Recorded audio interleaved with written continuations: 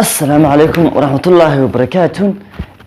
waxaa jirta asxaabta qaaliga inkastoo baryahan yara kala fogaanay siro weynay waxoogaa mashquulaadka iska badnaa mar walba waxaan jeclahay inaan waqti wada qaadano inaan waqtiga sida ugu fiican aynu wada qaadano ayaan jeclahay sidaan hore ka ballan qaadnayba YouTube-kan waxyaabo badan oo cajibiya ayaan soo gelin doonaa insha Allah. saasoo tahay hore waxaan idinku sii ballan qaadnay ama aan idinku sii sheegay YouTube-ka inaan soo gelin doono habeenka sabtiga ay soo galayso jimcuhu sii baxayo dhowr su'aalood oo aad ka soo jawaabi doontaan abaalmarinteedana aad ku heli doontaan dhowr su'aalood oo abaalmarintooda ku heli doontaan inaan idin soo gelin doono ayna hore idinku sii sheegay. intaan u gelin su'aalaha intaan u gelin waxaan damcay bayan abada ma dhowr sheekaan la yar wadaago.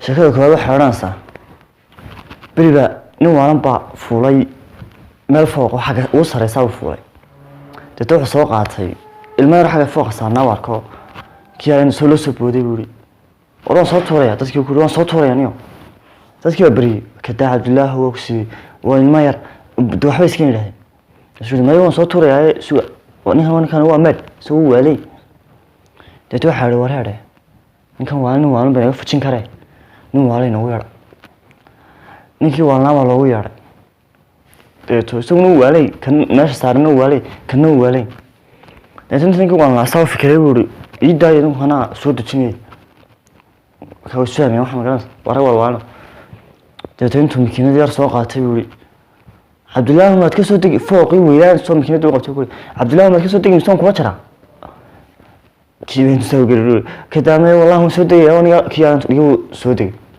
isugu qaayso waa kiin yaa batas ka bax dadka xaqiiqo kiigu ma hanaqeen labada inta la qabtay cilaajkii ugu xiray dadka walba way kana makiinada ninkan makiinad fooq an u adeegsanay makiinada yar yakan aqbalay isla makiinadu ku jari labadaba ka daran balidii safo lagu celi cilaaj la galay sheekadaas waa taa hadaba sheekada waxay ahayd hordhici adu barnaamijka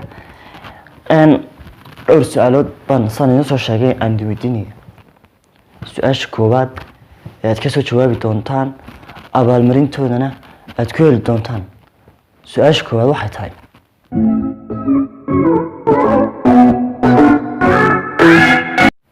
shimbiro ayaa gees saarnaa shimbirana dhulkay joogeen shimbiro ayaa geed saarnaa shimbiro kalena iyagaan hayna dhulkay joogna dhulkay daaqeen dadku waxa dhacday shimbirihii geedka saarnaaba waxay la hadleen shimbirihii dhulka joogay dadku waxay ku yiraahdeen shimbirihii geedka saarnaaba marka hadleen waxay ku yiraahdeen shimbirayahow shimbirayo dhulka jooga hadday xabad inaga soo duusho anaga oo idinka idin timaado waynu isleekaanayna shimbirihii geedka saarnaaba kule ku dhulka joogay la hadleen waxay ku yiraahdeen shimbirayahow dhulka jooga kuween geedka saarnaada xabad ka soo duusho idinka idin timaado waynu isleekaanayna labadina kooxood laakiin idinka hadii xabad idin ka soo duusho oo geedka soo fuusho waan idinku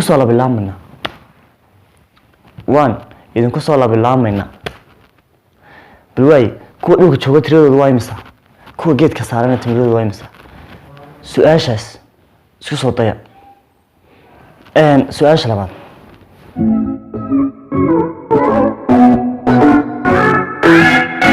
waxa ka oranaysaa saddex qof ayaa waxay ka talaabayeen doox dooxa ay ka talaabayeen saddex qof weeyaan baan doox bay ka talaabayeen dooxa markay ka talaabayeen qofka koowaad wuxuu ka talaabay isagoo dooxii arkaya socda waliba dooxan uu arkay uuna socday lugihiisa ku dhaafay kalabaad wuxuu dhaafay isagoo arkaya laakiin aan socon kalabaad wuxuu dhaafay isagoo arkaya laakiin aan socon ka saddexaadna wuxuu dhaafay isagoo arkayn soconna ka saddexaad wuxuu dhaafay isagoo dooxa arkayn aan soconna waliba saddexda qof iyo sida haayeen su'aashana ka soo jawaaba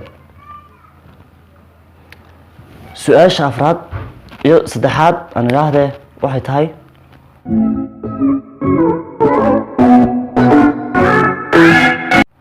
oo su-aal iska diiniya. waxay sheegaysaan nebi yunis qoomkii loo soo diray imise qof bay haayeen. nebi yunis qoomkii loo soo diray imise qof bay haayeen.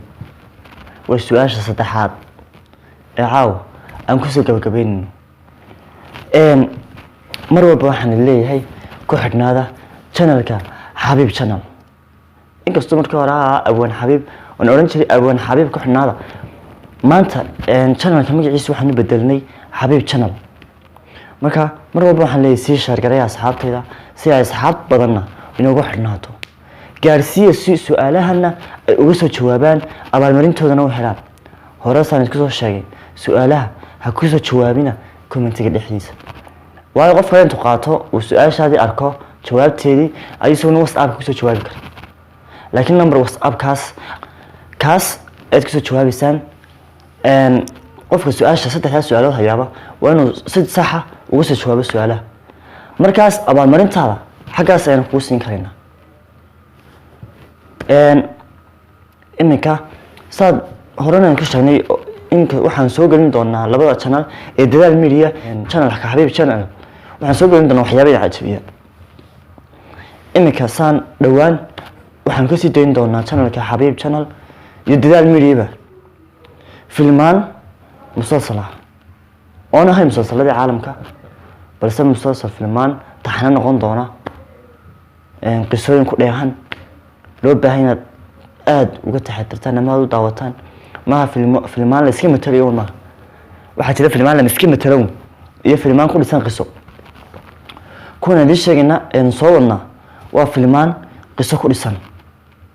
marka waxaan leeyahay mar walba abwaan xabiib oo idin leh channelka xabiib channel iyo dadaal mediaba, labada channelba subscribe-ta ku caawiya, asxaabtana usii shaargareeya. de kolley idinkuma wax qofka ka dhigi karo soma, qof walba dee qof dadka u dhow ee xigsado ama uu tirsado uma wax ka dhigi kara. dee dad kale maanta anugu waxba ka dayi maayo, dad kale waxba ka dayi maayo. horta dadkaygii horta meel ma i gaarsiiyeen baa ka horeysa. inta dad kale aan u gudbi doono horta dadkayga meel ma i gaarsiiyeen ayaa ka horeysa. taana kolley waan iska wada garanaynaa. saasay tahay. haddaba waxaan leeyahay xabiib channel ku xidhnaada, dadaal mediana sidoo kale ku xidhnaada. waaban xabiib weyn leh kaliya laa ban idin jecelahay.